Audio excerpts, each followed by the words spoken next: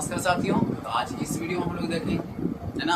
जिस तरह मैंने देखा था त्रिकोणमिति की फॉर्मूला, है ना, तो आज भी अभी फॉर्मूला ही देखेंगे। अभी क्लास चल रहा फॉर्मूला का ही। तो आज क्या हम देखेंगे, तो त्रिभुज, चतुर्भुज और बहुभुज के बारे में, ठीक है ना। तो सबसे पहले हम देखते हैं किसके बारे में, त्रिभुज के बारे में। इसके कई प्रकार होते हैं, समबाहु, विषमबाहु, है ना, द्विसमबाहु, इस सब के बारे में, समद्विबाहु, सबके बारे में क्या देखेंगे हम, बारी बारी से हम देखते हैं, ठीक है। चलिए, तो हमने पहले सबसे पहले मैंने लिखा है, जो आपके सामने लिखा हुआ है, क्या त्रिभुज के बारे में। पहले जानते त्रिभुज, तो तीन सररेखाओं से घिरी हुई आकृति को, तीन सररेखाओं से घिरी हुई आकृति को त्रिभुज कहा जाता है, चाहे जहे भी बहुभुज बोला जाए, पंचभुज, है ना। सब क्या रेखाएं, सररेखाएं से घिरी होती है, इसे क्या जाता है, त्रिभुज कहा जाता है। इस त्रिभुज इस तरह से नहीं नहीं जा सकता, लेकिन त्रिभुज क्या होगा, तीन सररेखाएं से आकृति उसका कैसा भी हो, तीन सररेखाएं से घिरी हुई रहती है, उसको क्या बोला जाता है, त्रिभुज बोला जाता है। वाह। तो सबसे पहले हम देखते हैं त्रिभुज के फॉर्मूला के बारे में, ठीक है। तो देखिए, पहला क्या है कि त्रिभुज के क्षेत्रफल बराबर क्या होता है, तो 1/2, 1/2 आधार गुणे ऊंचाई, आधार गुणे ऊंचाई। बहुत अच्छा, ठीक है। आधार माने b होता है, जहां h पर है, ऊंचाई माने h होता है, यानी इसको लिख सकते हैं, कैसे लिख सकते हैं, 1/2 आधार माने b, ऊंचाई माने h। कंप्लीट।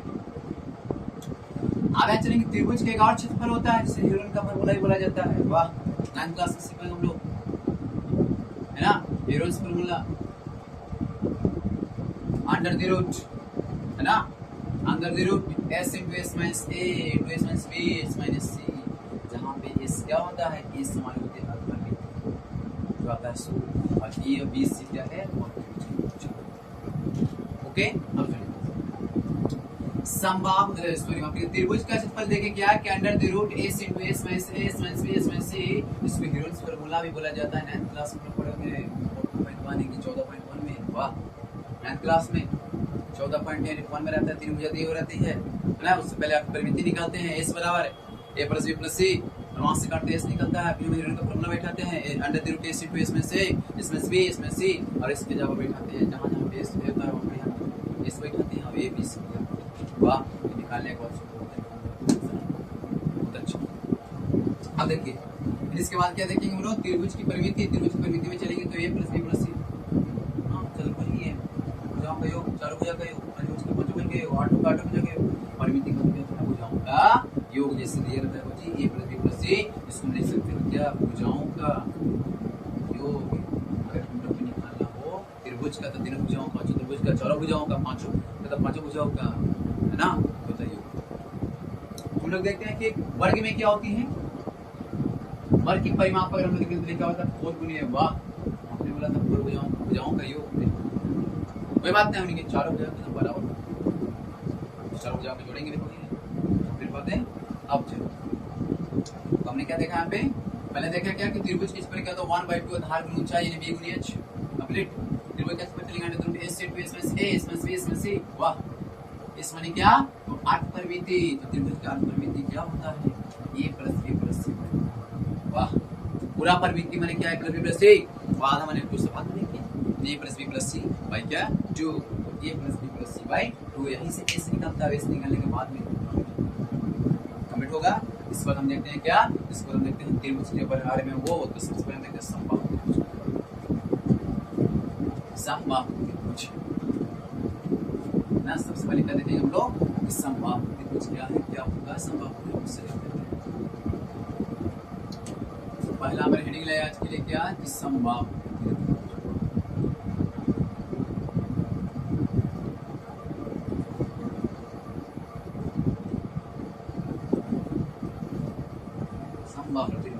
समबाहु त्रिभुज सबसे पहले देखते हैं उसका क्षेत्रफल, है ना, उसका फिगर क्या है, देखिएगा। तो समबाहु त्रिभुज की क्या होती है, बराबर छठे क्लास में होंगे, ये समबाहु त्रिभुज होती है बराबर है,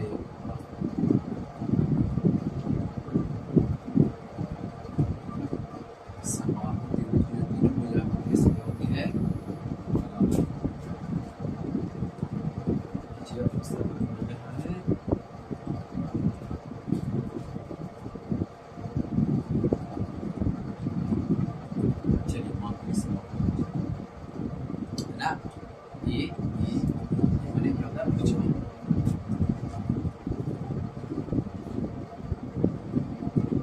समबाहु त्रिभुज। अब देखो तो सबसे पहले हम देखते हैं समबाहु त्रिभुज में पहला सबसे पहला फॉर्मूला कि समबाहु त्रिभुज का क्षेत्रफल, समबाहु त्रिभुज का क्षेत्रफल, समबाहु त्रिभुज का क्षेत्रफल में देखेंगे तो सबसे पहले इसका क्षेत्रफल जो होता है समबाहु त्रिभुज का क्षेत्रफल 3/4 a का स्क्वायर भुजा का स्क्वायर ना, ये देखेंगे 3/4 ये भुजा, जहाँ पे क्या भुजा बराबर की होती है, ये भुजा क्या है तो भुजा बराबर ए, इसको लिख सकते हैं क्या 3/4 क्या समबाहु का क्षेत्रफल है। आप देखते हैं क्या इसके बाद तो समबाहु त्रिभुज का ही देखेंगे क्या परिमाप, क्या देखेंगे परिमाप, समबाहु त्रिभुज का परिमाप है ना, समबाहु त्रिभुज का परिमाप क्या होता है इसे देखिए। तो समबाहु त्रिभुज का परिमाप होता है 3 गुने a या तीनों भुजाओं का योग का, त्रिभुज है 3 भुजा होता है, भुजाओं का योग 3 गुने a या तीन भुजाओं का योग है ना। हम क्या बताएं कि अगर षष्ठभुज को पंचभुज को जो वो जितने भुजाएं होती हैं परिमाप के लिए उसमें क्या भुजाओं का योग करते हैं, जैसे कि त्रिभुज से 3 भुजाओं का, षष्ठभुज 6 भुजाओं का है ना, अष्टभुज 8 भुजाओं का, पंचभुज 5 भुजाओं का। वाह वाह।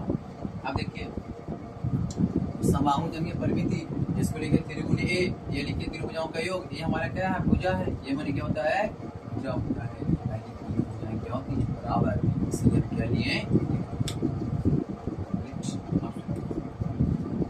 हम देख लेंगे समबाहु त्रिभुज। समबाहु के बाद हम लोग देखेंगे क्या चतुर्भुज, क्या देखेंगे अब हम लोग चतुर्भुज जो हमारा उपयोगी है, ये मैं वो बातें आज ये जो सूत्र है मैं वीडियो में बता रहा हूँ, देखिएगा आप देखते हैं क्या चतुर्भुज ना, पता है चतुर्भुज का क्षेत्रफल से पहले जानते हैं कि चतुर्भुज का क्या है, चतुर्भुज का जो क्षेत्रफल होता है इसके आप से देखिएगा तो सबसे पहला ना चतुर्भुज का क्षेत्रफल आधार गुने बी गुने बी मैंने आधार ऊंचाई मैंने आधार गुने क्या होता है ऊंचाई होता है चतुर्भुज का क्षेत्रफल। क्या देखेंगे लेकिन चतुर्भुज का एक और क्षेत्रफल होता है ना जो संगत भुजाओं के समूह शीर्ष लंबों के लिए 1/2 गुने 1 विकर्ण 1/2 गुने 1 विकर्ण, तो क्या देखेंगे चतुर्भुज का क्षेत्रफल 1/2 गुने ना 1/2 गुने विकर्ण ना 1/2 क्या होता है 2 गुने 1/2 गुने ना 1/2 गुने 1 विकर्ण गुने संगत समूह 1 विकर्ण ना 1 विकर्ण गुने संगत भुजाओं की संगत भुजाओं का शीर्ष ना संगत भुजाओं की क्या होता है शीर्ष लंब होता है ना, संगत शीर्ष लंबों शीर्ष लंबों का योग का क्या है हमारा चतुर्भुज। क्या जाने चतुर्भुज का क्षेत्रफल क्या होता है आधार गुण ऊंचाई होता है, आधार गुण क्या होता है ऊंचाई होता है, और चतुर्भुज का क्षेत्रफल क्या होता है एक और चलेंगे जब विकर्ण के रूप में रहेगा तब विकर्ण दिया होगा तब 1/2 एक विकर्ण उन्हें संगत भुजाओं के शीर्ष लंबों का योगफल क्या हो गया। इसके बाद हम देखते हैं कि इसमें चतुर्भुज में कई प्रकार के चतुर्भुज होते हैं, तो पहले देखते हैं समांतर चतुर्भुज, समांतर चतुर्भुज, समांतर चतुर्भुज देखते हैं तो समांतर चतुर्भुज का क्षेत्रफल देखिए ढंग से समांतर चतुर्भुज का क्षेत्रफल, तो समांतर चतुर्भुज का क्षेत्रफल होता है 1/2 है ना 1/2 समांतर भुजाओं का योग, समांतर भुजाओं का योग, समांतर भुजाओं का योग कितना है ना देखेंगे ऊंचाई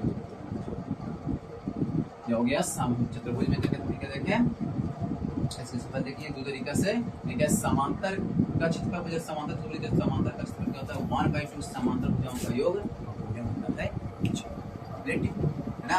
आप पूछेंगे ऐसे इसके बाद भी इस समांतर चतुर्भुज का परिमाप क्या होता है, लेकिन समांतर चतुर्भुज का परिमाप समांतर चतुर्भुज का परिमाप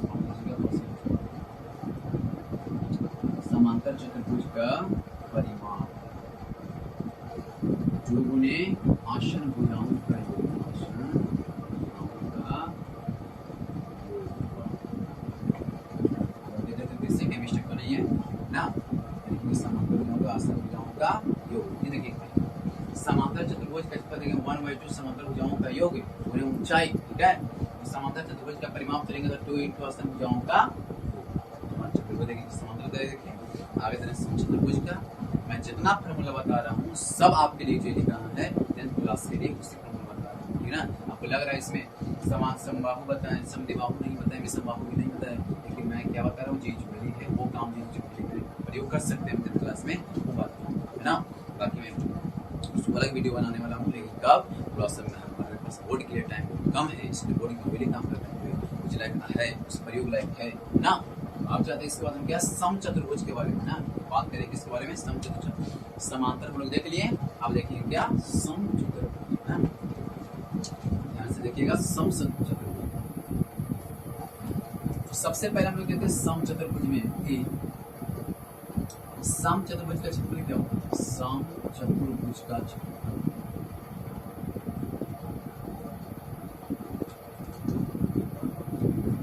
का क्षेत्रफल ना, समचतुर्भुज का क्षेत्रफल क्या होता है, समचतुर्भुज का क्षेत्रफल 1/2 विकर्णों का गुणनफल, 1/2 विकर्णों का गुणनफल,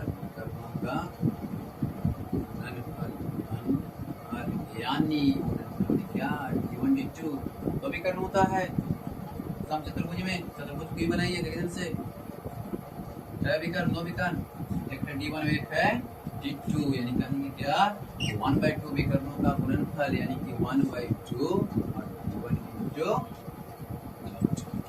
into d2 हो गया। हम चलते हैं फिर समचतुर्भुज में देखते हैं एक बार अब इस समचतुर्भुज का परिमाप देखते हैं। तो समचतुर्भुज का परिमाप देखेंगे तो लिखा है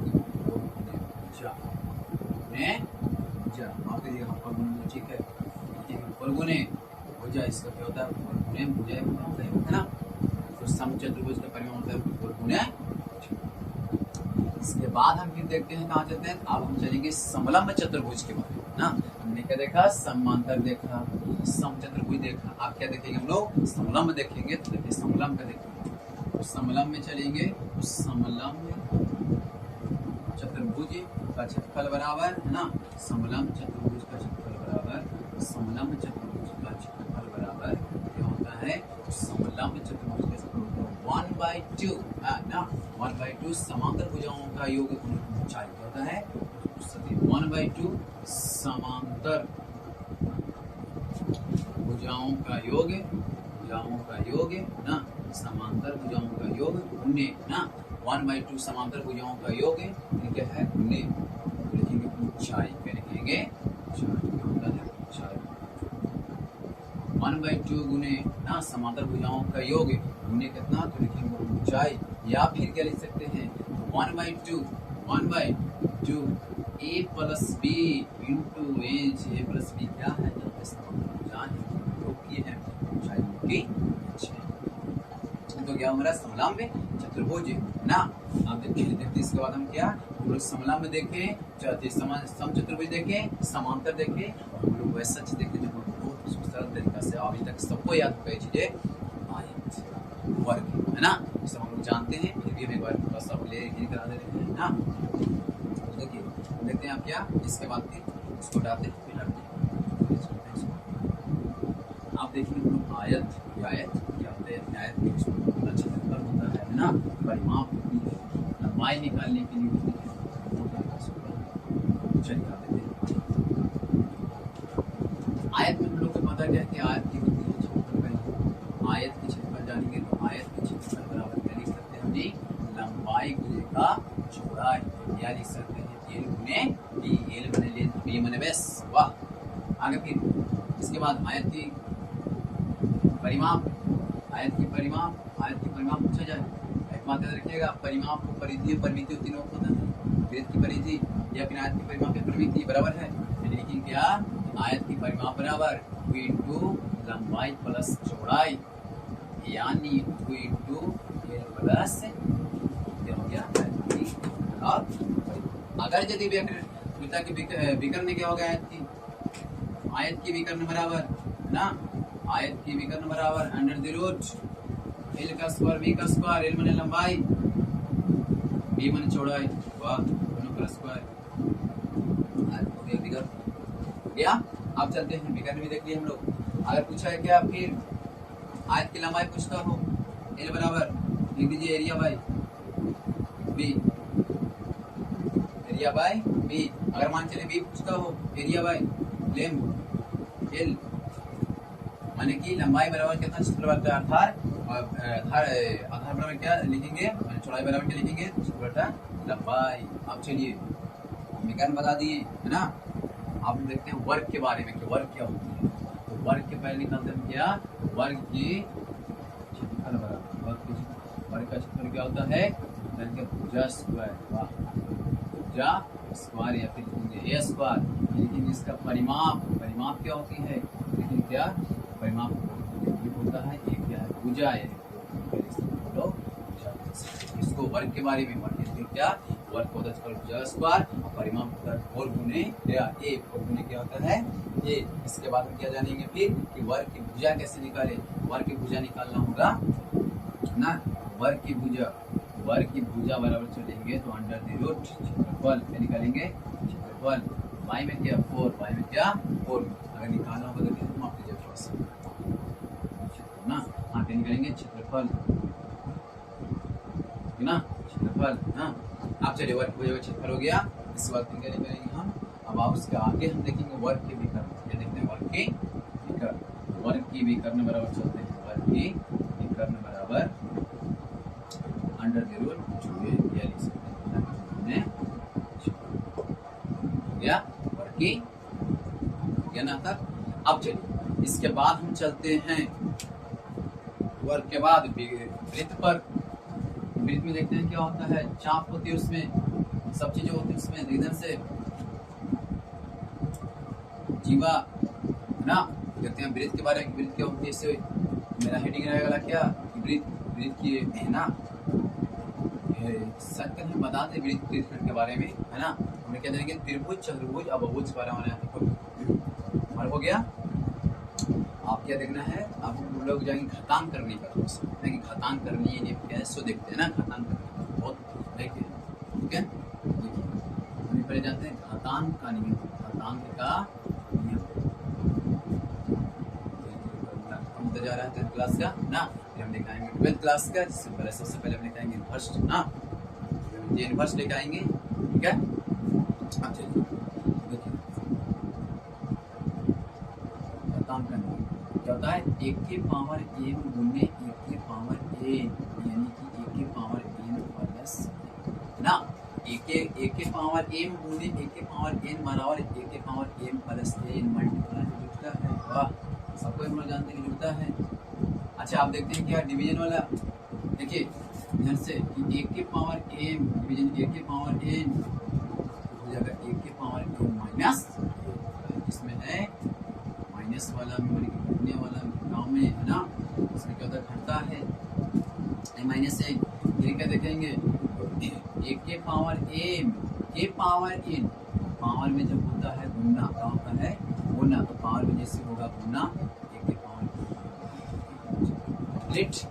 अब चलिए फिर देखेंगे क्या 1 के पावर -1 तो 1/a इसे भी लिख सकते हैं या फिर कोई किसी की भी पावर अगर देता हूँ 0 देखा जाने फिर देखा जाने से कि 1 के पावर m गुने 1 के पावर n बराबर आ जाएगा 1 के पावर m प्लस का n कहीं गुना में पावर छूटता है क्या जब बराबर होने तब।